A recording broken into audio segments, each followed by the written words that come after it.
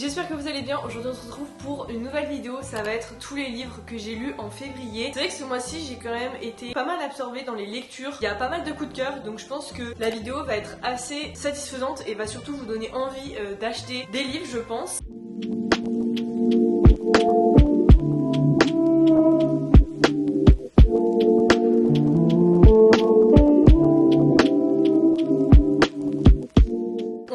Avec un Bodyguard, donc c'est le dernier de la saga, enfin c'est le tome 4 mais j'avais déjà lu le tome 5 vu que c'est des tomes que vous n'êtes pas obligé de lire dans le bon ordre. C'est des histoires indépendantes, donc ça retrace l'histoire de la famille Westwood, une famille de bodyguards. Donc un tome égale un frère. J'ai adoré ce tome, franchement c'est un de mes préférés. J'avais été très déçue du troisième, je sais pas, j'avais pas du tout accroché avec les personnages et là je crois que c'est une trope que j'adore, c'est l'amour interdit. Donc j'ai mis temps de lecture 4 jours. J'ai marqué que dès le tome 3 de toute façon on sait que les personnages vont se rapprocher.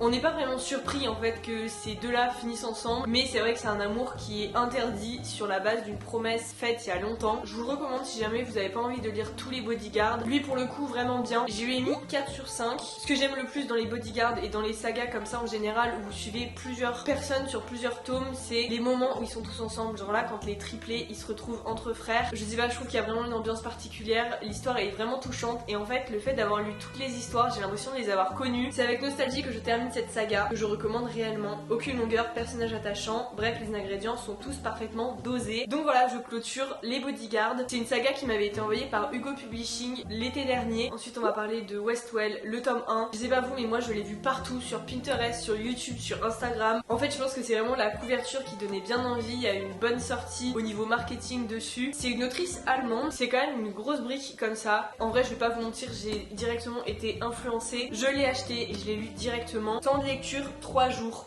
Donc j'attends avec impatience le tome 2 qui est sorti le 26 février il me semble, donc j'irai l'acheter là début mars. J'ai marqué que c'était un mélange de Gossip Girl, de Romance Impossible, bref le mélange parfait. Je vous en ai déjà un petit peu parlé dans ma pile à lire pour 2025, je vous mets la vidéo dans le petit i. Mais du coup voilà, on va être au cœur de l'élite new-yorkaise. On va avoir d'un côté Elena qui enquête sur la mort de sa sœur Valérie. C'est une mort à laquelle elle ne croit pas, qui a également sali l'image de leur famille et elle aimerait bien savoir la vérité pour justement sauver la réputation. Et en fait elle est tellement persuadée que sa sœur n'est pas morte à cause de la elle est prête à tout en fait pour rétablir la vérité. J'ai adoré ce personnage, très attachant mais en même temps elle sait où elle va. Bref c'est vraiment l'univers de Gossip Girl. Et d'un autre côté on a Jessia, il me semble que c'est comme ça que son prénom se dit, qui est du coup le frère du fiancé de la sœur d'Elena. Je sais pas pourquoi j'explique toujours hyper mal les histoires mais en gros voilà, c'est un amour impossible. Ces deux personnages qui sont absolument pas voués pour être ensemble, leur famille se déteste, il y a cette histoire du coup de mauvaise réputation etc. La fin, je sais pas si on peut en parler mais j'ai trop hâte d'avoir le deuxième tome. Lui pour le coup aucune longueur, donc on verra dans le tome 2 si c'est toujours le cas parce que honnêtement c'est quand même un bon 500 pages. On est tout le temps hors d'haleine et je pense que c'est le principe même d'une romance psychologique où il y a d'un côté une enquête et à côté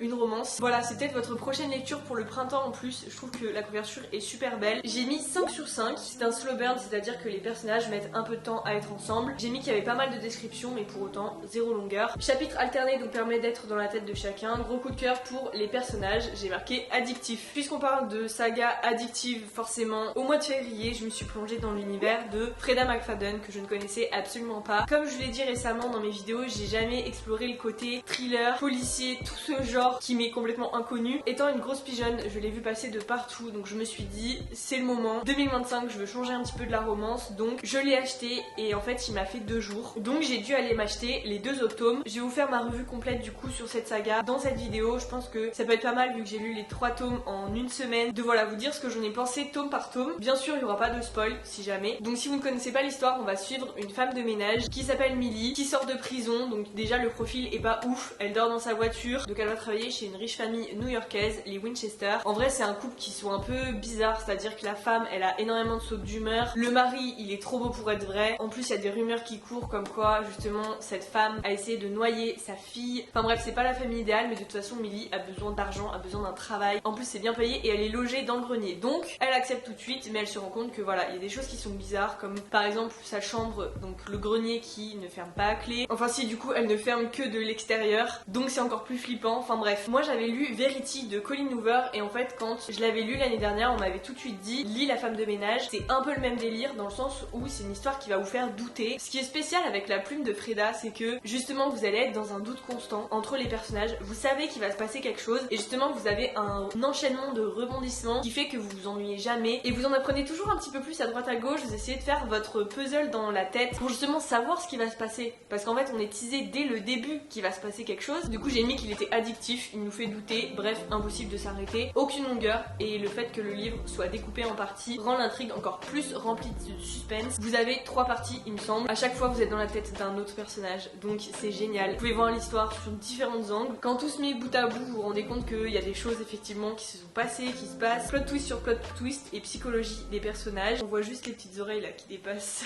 Bref, si vous doutiez du succès qu'il a sur les réseaux sociaux, vraiment, je comprends la hype totalement. Généralement, quand un livre est très teasé, moi ça me donne pas vraiment envie de le lire, mais au final, j'ai succombé et j'en suis trop contente. Directement après, je me suis dit qu'il fallait que j'enchaîne avec le 2e tome. Donc en fait, on va toujours suivre Millie, qui est toujours une femme de ménage, mais pour une autre famille. Donc là, on va être dans un couple, c'est chez les Gary, un couple fortuné qui possède un somptueux appartement avec vue sur Manhattan. Mais forcément, comme le tome 1, il y a des choses louches dans cette famille. Vraiment, il y a des trucs. En fait, tu vois venir la chose, mais sans spoiler, vous voyez pas venir la bonne chose. Je sais pas comment expliquer, mais encore une fois, il y a énormément de plot twists, vous vous ennuyez pas du tout. Et en fait, je pense que c'était hyper bien pour m'initier aux policiers justement, parce que je me suis pas ennuyée. C'est-à-dire que l'histoire est pas compliquée. Vous avez des détails, des descriptions, vous vous imaginez bien les personnages et vous rentrez bien dans l'histoire. C'est l'intrigue encore une fois est folle, mais elle arrive à le faire dans les 3 tomes. Généralement, le 1er tome c'est le meilleur et puis après bon, c'est cool de suivre les personnages, mais sans plus. Là, pas du tout. Le 2e tome, je lui ai également mis 5 sur 5. Comme le 1er tome, l'autrice nous amène dans une trajectoire précise et finit par en dévier, changeant le sens et la perception de l'intrigue. Bref, le tome 2 est tout aussi captivant que le 1, temps de lecture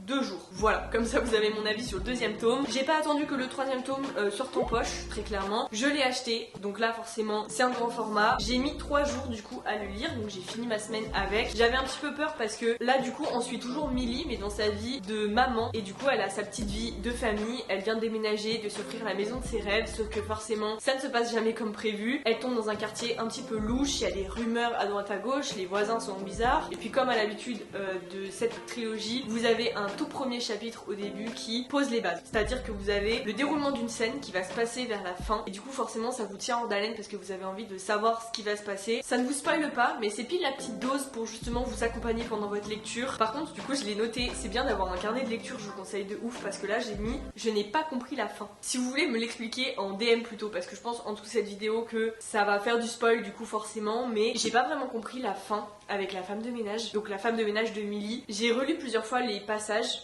mais du coup en fait je sais pas, peut-être que j'ai loupé un détail hyper important, mais voilà, je pose ça là parce que j'ai pas vu ça dans les autres vues et je comprends pas pourquoi j'ai pas compris. Donc ce livre retrace la vie de Millie en tant qu'épouse et maman. On va la suivre dans l'éducation de ses enfants, etc. Enfin hyper bien, mais encore une fois on sait dès le début qu'il y a un truc qui cloche. Je n'ai pas aimé Enzo, donc j'ai été assez déçue de son personnage parce que Enzo on le voit déjà dans les 2 premiers tomes. Donc à la base c'est le jardinier Enzo qui est dans la famille Winchester, donc le 1er tome. Et en fait ouais, dans ce tome il m'a assez déçu, j'ai pas du tout aimé son comportement. Encore une fois je vais pas plus en dire parce que j'ai peur de spoiler, mais voilà, j'aime bien mettre dans mon carnet de lecture les personnages pour lesquels j'ai eu des coups de cœur ou ceux qui m'ont déçu, et pour le coup Enzo je l'aime pas trop. En réalité on ne soupçonne jamais la femme de ménage. Incroyable, c'est assez perturbant de voir que leurs enfants semblent les mêmes que leurs parents. Je l'ai mis 4,5 sur 5, donc effectivement vous allez vous rendre compte que c'est une famille qui est quand même très déconstruite, et c'est pour ça que vous finissez les tomes mais vous pouvez pas vraiment dire ce personnage c'est mon préféré parce qu'ils ont tous un truc à cacher. Bref, lui je l'ai un petit peu moins aimé que les 2 autres, mais il est quand même absolument génial. Donc voilà mon avis pour la saga qui m'a tenu une semaine ce mois-ci, mais pour le coup si vous avez d'autres thrillers qui pourraient me plaire, sachant que je suis quand même relativement plus histoire d'amour, histoire à l'eau de rose, etc. que des bons thrillers avec du sang, ce genre de livre un peu angoissant, genre c'est pas de l'horreur mais c'est angoissant dans le sens où c'est que psychologique, du coup ça vous retourne un peu le cerveau. Je sais que l'autrice a écrit La Psy également, donc c'est justement un des prochains livres que je vais acheter, et il y a un de ces livres livre, il me semble, qui sort en avril. Donc voilà, pour le coup, comptez sur moi, je pense acheter le reste de ces livres. D'ailleurs, en parlant de ça, j'ai vu qu'il y avait énormément de livres en anglais qui sont pas encore sortis en français justement de cette autrice. Donc j'ai assez hâte que ça sorte en France. Ensuite, on va parler de mon premier roman contemporain. En vrai, en février, j'ai essayé de varier un petit peu avec la romance. Donc c'est numéro 2 de David Fuenquinos. Je sais pas si vous en avez entendu parler, mais pour tous ceux qui sont fans d'Harry Potter, franchement, ça va grave vous plaire. Ça va être purement fictif et ça va retracer l'histoire de celui qui n'a pas eu le rôle pour Harry Potter. Donc à la base, je me suis dit, le roman fait moins de 300 pages. En vrai, ça va juste retracer quelqu'un qui est malheureux dans son coin, qui a passé le casting, qui a pas été pris et qui va juste regarder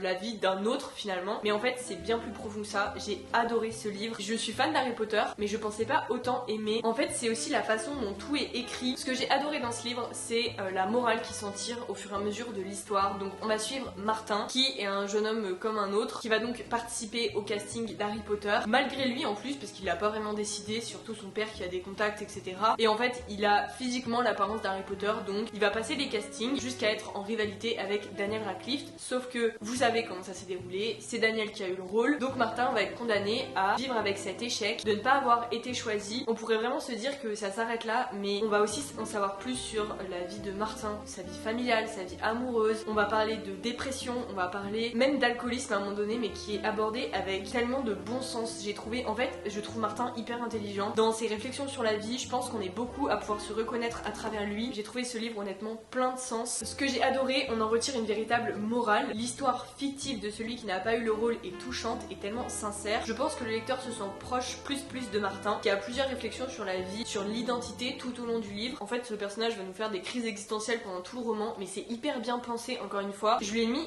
4,5 sur 5. J'ai tellement été soulagée à la fin. Je vous le recommande si jamais vous hésitiez. Franchement, c'est votre moment. Donc temps de lecture 3 jours. Franchement, j'ai vraiment pas mal lu ce mois-ci. Là, actuellement, je suis sur ces choses qu'on n'oublie pas, qui m'a été offert par une fille de ma classe parce qu'on a fait un Santa Secret et elle sait que j'ai toujours le nez dans mon bouquin, donc elle m'a offert un livre. J'étais trop contente. Donc j'avais pas vu, mais il fait quand même 630 pages. Il est assez gros. Là, j'en suis à là, donc en fait, j'ai quasiment fini. Du coup, je vais pouvoir vous faire un petit peu mon avis dessus. J'ai vu qu'il y avait 2 autres tomes, mais par contre, ça relate pas des mêmes personnages, donc je sais pas encore si je vais les acheter. J'attends de voir quand même comment ça va se finir, etc.